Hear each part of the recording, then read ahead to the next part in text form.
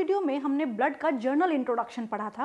इस वीडियो में हम पढ़ेंगे ब्लड का क्या कॉम्पोजिशन है और उस कॉम्पोजिशन में प्लाज्मा का क्या रोल है। So let's start with the blood. The blood, as we all know, is fluid connective tissue और vascular connective tissue। जब हम ब्लड एज अ होल की बात करते हैं तो ब्लड दो पोर्शन में डिवाइडेड है, प्लाज्मा एंड फॉर्म्ड एलिमेंट्स। अब इसका अगर परसेंटेज देखें तो plasma is 55% of the total blood, यानी कि टोटल ब्लड का 55% पार्ट है plasma, and the formed element is 45%। जो फॉर्म्ड एलिमेंट्स हैं वो हैं 45%। अब अगर इनका डिफरेंशिएट करें तो प्लाज्मा इज द लिक्विड और the fluid portion of the blood. Plasma जो है वो ब्लड का फ्लूइड या लिक्विड पोर्शन है, और वहीं जो फॉर्म्ड एलिमेंट्स हैं उन फॉर्म्ड एलिमेंट्स में आती हैं डिफरेंट टाइप की cells. So the formed element having leucocytes, जिनको हम जर्नल भाषा में कहते हैं वाइट ब्लड सेल्स, WBC। आती हैं प्लेटिलेट्स, जिनको हम नॉर्मली भी प्लेटिलेट्स बोलते हैं, या इनको हम थ्रोम्बोसाइट्स बोल सकते हैं। The platelets are known as thrombocytes. Thrombocyte is biological term and platelets is journal term. And the last but not the least is erythrocytes. Erythrocyte को हम common language में बोलते हैं RBC। तो formed elements में आते हैं WBCs, RBCs and platelets। अब यहाँ पे दो पोर्शन में ब्लड डिवाइड हो गया, यानी कि ये बेसिकली ब्लड का कॉम्पोजिशन है। अब जब हम प्लाज्मा की बात करते हैं तो प्लाज्मा में hormones, nutrients, ions, gases, vitamins, बहुत सारी चीज़ें आती हैं। साथ साथ में कुछ बड़े साइज के प्रोटीन, क्लॉटिंग प्रोटीन्स भी आते हैं। वहीं जब हम बात करते हैं ल्यूकोसाइट्स की तो ये भी डिफरेंट टाइप्स की हैं। ग्रैन्युलोसाइट्स एंड ए ग्रैन्युलोसाइट्स हैं, जिसमें acidophils, basophils, neutrophils, monocytes, lymphocytes. तो इन सारी चीज़ों की हम step by step detail study करेंगे। तो सबसे पहले हम स्टार्ट करते हैं यहाँ पे प्लाज्मा ऑफ द ब्लड से।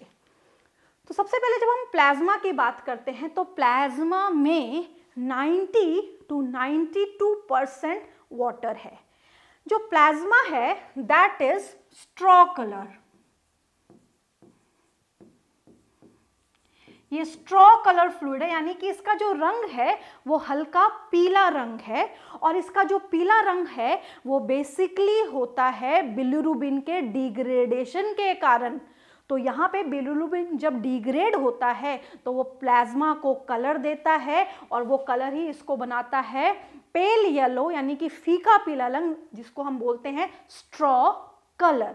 अब यहाँ पे इस प्लाज्मा में 90 से 92% वाटर प्रेजेंट है, एंड 8 to 10% जो बचा हुआ पार्ट है, जो इसका मेन पार्ट है, वो सॉलिड पार्ट है। और इस सॉलिड पार्ट में से 6% जो पार्ट है वो प्रोटीन का है। जो 6% पार्ट है 8 to 10 में से वो ऑक्यूपाई करते हैं प्रोटीन्स। अब हम बात करते हैं इसके सॉलिड पार्ट को, और इसके सॉलिड पार्ट में क्या क्या चीजें प्रेजेंट हैं और उन चीजों की क्या इंपॉर्टेंस है। तो सबसे पहले हम बात करते हैं इसके इनऑर्गेनिक पार्ट की। तो इसके इनऑर्गेनिक पार्ट में प्रेजेंट है आयंस, सॉल्ट एंड गैसेस। तो यहाँ पे सबसे पहले हम बात करते हैं कौन कौन से आयंस यहाँ पे प्रेजेंट हैं। तो आयंस, या इनको हम इलेक्ट्रोलाइट्स भी बोल सकते हैं।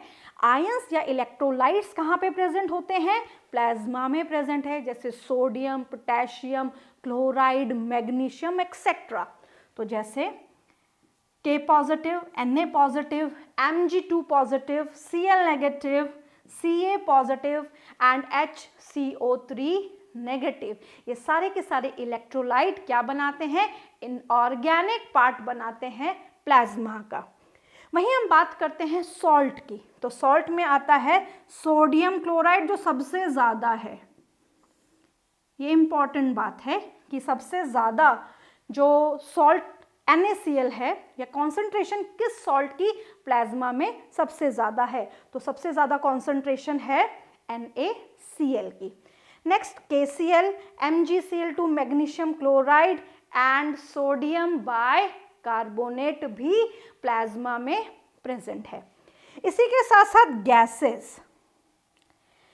गैसेस में हम ऑलरेडी रेस्पिरेशन चैप्टर में पढ़ चुके हैं कि जो ब्लड है वो गैसेस का ट्रांसपोर्टेशन करता है, तो गैसेस में आती है N2, CO2 और O2।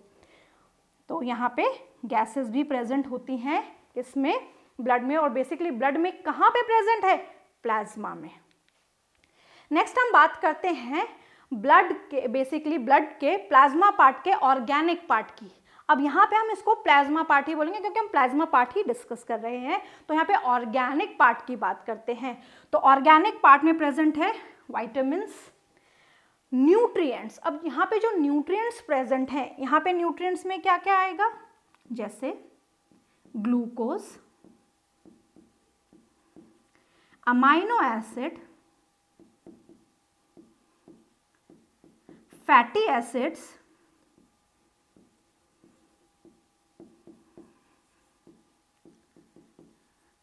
ग्लिसरॉल,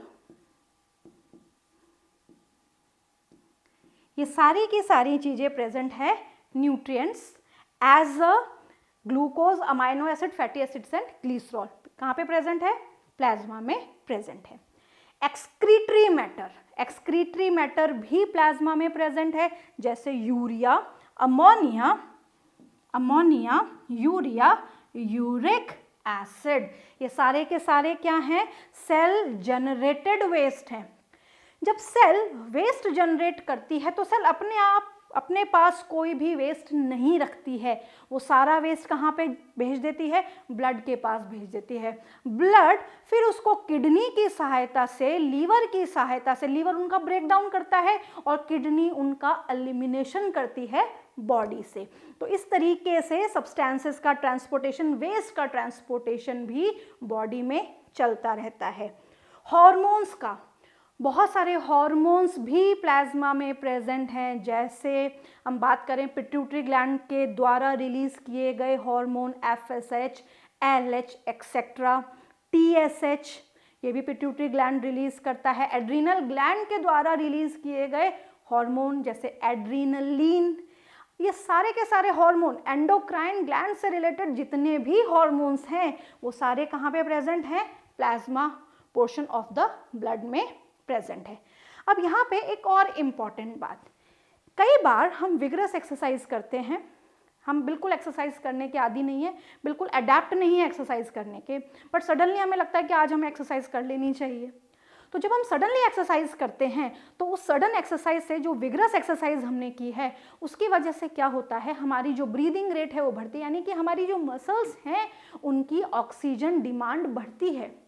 जब हमारी मसल्स की ऑक्सीजन डिमांड बढ़ती है और अवेलेबल ऑक्सीजन जो है वो कम है, तो हमारी जो मसल्स हैं नॉर्मली एरोबिक रेस्पिरेशन करती हैं, बट अवेलेबिलिटी कम होने के कारण और डिमांड ज़्यादा होने के कारण हमारी मसल सेल्स स्विच कर जाती हैं एनएरोबिक रेस्पिरेशन पे, और एनारोबिक रेस्पिरेशन पे जब वो स्विच करती हैं तो वो बनाती हैं लैक्टिक एसिड। लैक्टिक एसिड एक इंटरमीडिएट कंपाउंड है, एक इंटरमीडिएट प्रोडक्ट है जो ब्लड में मिलता है, बट कंडीशन ये है कब मिलता है, जब कोई इंसान विगरस एक्सरसाइज करता है तब। अब लैक्टिक एसिड सेल खुद तो रखेगी नहीं, लैक्टिक एसिड ट्रांसपोर्ट किया जाता है लीवर के पास, लीवर उसका ब्रेक डाउन करता है और फिर वो एलिमिनेट कर दिया जाता है। तो कुछ कुछ कंडीशन में lactic acid as a intermediate भी plasma portion of the blood में प्रेजेंट है। तो यहाँ पे एक और चीज मैं लिख रही हूँ, intermediate, intermediate product. Intermediate product में एक एग्जाम्पल हम लेंगे क्योंकि हम ह्यूमन फिजियोलॉजी पढ़ रहे हैं, तो यहाँ पे हम एग्जाम्पल लेंगे क्या, लैक्टिक एसिड केवल। तो यहाँ पे हमने प्लाज्मा की बात की, प्लाज्मा में 90 to 92% वाटर है, 8 to 10% उसमें सॉलिड है और सॉलिड में भी मेनली प्रोटीन है, उसकी बात अभी हमने नहीं की है। ऑर्गेनिक और इनऑर्गेनिक पार्ट है। जो इनऑर्गेनिक पार्ट है उसमें गैसेस, इलेक्ट्रोलाइट्स एंड सॉल्ट्स आ जाते हैं, और जो ऑर्गेनिक पार्ट है इसमें आ जाते हैं हॉर्मोन्स, विटामिन्स, न्यूट्रिएंट्स एक्सेट्रा, और इंटरमीडिएट प्रोडक्ट भी जैसे लैक्टिक एसिड। अब हम बात करते हैं जो सॉलिड पोर्शन है उसमें सबसे मुख्य भूमिका कौन निभा रहा है? प्लाज्मा का प्रोटीन। जो प्लाज्मा के प्रोटीन हैं वो 4 अलग अलग टाइप के हैं, albumin, globulin, prothrombin and fibrinogen. ये जो प्रोटीन्स हैं इसमें कुछ बड़े साइज के प्रोटीन हैं, कुछ छोटे साइज के प्रोटीन हैं, किसी की संख्या ज़्यादा है, किसी की संख्या कम है। जब हम एल्ब्यूमिन और ग्लोब्यूलिन की बात करते हैं तो इसको हम सीरम एल्ब्यूमिन या सीरम ग्लोब्यूलिन भी बोल सकते हैं, और जब हम प्रोथ्रोम्बिन और फिब्रिनोजन की बात करते हैं तो इनको हम बोलते हैं clotting protein. These are clotting protein and globulin. These are serum proteins. Both of them. We can call it serum albumin, serum globulin. Now, सबसे पहले हम बात करते हैं सीरम एल्ब्यूमिन या नॉर्मल एल्ब्यूमिन के बारे में। It is 4%, सबसे ज़्यादा मौजूद है, बट स्मॉलेस्ट प्रोटीन है, साइज कम है, संख्या ज़्यादा है। It is a smallest protein but maximum in number. जब हम बात कर रहे थे कि 6% प्रोटीन है और इस 6% में से भी 4% एल्ब्यूमिन है, तो यहाँ पे एल्ब्यूमिन बहुत इंपॉर्टेंट हो जाता है as a plasma protein. Maintain blood colloidal osmotic pressure, बहुत इंपॉर्टेंट बात है कि ये ब्लड कोलॉइडल ऑस्मोटिक प्रेशर को मेंटेन करता है। इसको मैं थोड़ा सा समझाऊंगी क्योंकि जब तक आप इसको समझेंगे नहीं आपकी एक क्लैरिटी माइंड में नहीं आएगी कि ये किस तरीके से ब्लड कोलॉइडल ऑस्मोटिक प्रेशर को मेंटेन करता है। ये हमारी ब्लड वेसल है, this is blood vessel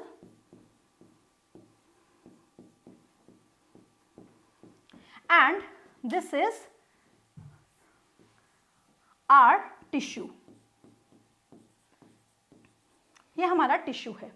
अब ये जो ब्लड वेसल है इस ब्लड वेसल में फ्लो कर रहा है ब्लड, यहाँ पे फ्लो कर रहा है हमारा ब्लड, और इस ब्लड में मैक्सिमम है वाटर। इस ब्लड में मैक्सिमम क्या है? वाटर। This is water. अब यहाँ पे ब्लड में जो मैक्सिमम है वो वाटर है और हमारी बॉडी में 5 से 6 लीटर ब्लड मौजूद है, यानी कि हमारी जो ब्लड वेसल्स हैं उनमें ये जो particular litres of the blood है ये मेंटेन रहता है एल्ब्यूमिन के कारण। उसका रीजन है कि जो हमारा एल्ब्यूमिन नाम का प्रोटीन है, मान लीजिए ये हमारा एल्ब्यूमिन प्रोटीन है, यहाँ पे मैं बना देती हूँ ये एल्ब्यूमिन प्रोटीन है, और ये एल्ब्यूमिन प्रोटीन क्या करता है? वाटर का एडजॉर्प्शन करता है, एब्जॉर्प्शन नहीं, एडसॉर्प्शन। ये एल्ब्यूमिन प्रोटीन क्या करता है? वाटर का एडजॉर्प्शन करता है, यानी कि इसके कारण जो ब्लड का वाटर का वॉल्यूम है वो मेंटेन्ड रहता है। अब हमें ये पता है कि जो वाटर है वो ऑस्मोसिस से एक जगह से दूसरी जगह जा सकता है, हायर कॉन्सेंट्रेशन से लोअर कॉन्सेंट्रेशन में जा सकता है, यानी कि पानी को यहाँ से निकल के टिश्यूज के आसपास इकट्ठा होने में ज़्यादा समय नहीं लगेगा, क्योंकि ये आराम से जा सकता है, बिना एनर्जी की सहायता से जा सकता है, पैसिवली जा सकता है। बट ऐसा नहीं जाता। क्यों नहीं जाता? क्योंकि यहाँ पे जो एल्ब्यूमिन प्रोटीन है ये वाटर मॉलिक्यूल्स को होल्ड करके रखते हैं, पकड़ के रखते हैं, और इसीलिए ब्लड में जो वाटर है वो मेंटेन्ड रहता है। मान लीजिए ऐसा नहीं होता भी है, जैसे जैसे हम एजड होते हैं तो वैसे वैसे जब सुबह उठते हैं तो बेसिकली आँखों के आसपास, पैरों में और हाथों में स्वेलिंग आ जाती है। वो स्वेलिंग किसी चोट के कारण नहीं आई है, वो इसलिए आ जाती है कि ये जो वाटर है वो निकल के टिश्यूज के आसपास इकट्ठा हो गया, और टिश्यूज के आसपास जब इकट्ठा हो गया तो वहाँ पे एडिमा नज़र आता है, और एडिमा नज़र आने के कारण यहाँ पे स्वेलिंग नज़र आती है। ऐसा इसलिए होता है कि जैसे जैसे एज बढ़ती है तो एज बढ़ने के साथ साथ एल्ब्यूमिन ब्लड में कम होता है, क्योंकि जो हमारा इंडियन फूड है वो प्रोटीन डेफिशिएंट फूड है। तो प्रोटीन की डेफिशिएंसी के कारण ये सारी कंडीशंस बॉडी में आती है। ये ऐसा नहीं है कि किसी एजेड पर्सन में ही ऐसा होगा, ये हमारी एज में या छोटे बच्चों में भी ऐसा हो सकता है अगर एल्ब्यूमिन प्रोटीन की डेफिशिएंसी है तो यहाँ पे याद रखने वाली बात ये है कि ये जो एल्ब्यूमिन प्रोटीन है, ये albumin protein blood colloidal osmotic pressure को मेंटेन करता है, या इसको हम एक और टर्म दे सकते हैं, that is osmoregulation. Very important term. So we can simply say that albumin helps in osmoregulation. So this is all about albumin protein कि ये blood colloidal osmotic pressure को maintain करता है। Next हम बात करते हैं globulin protein की। ग्लोब्यूलिन प्रोटीन 2 to 2.5% है। ये 3 टाइप का है, alpha, beta and gamma globulins. तो यहाँ पे हम बात करेंगे alpha. Alpha help in C U का ट्रांसपोर्टेशन करता है अल्फा ग्लोब्यूलिन।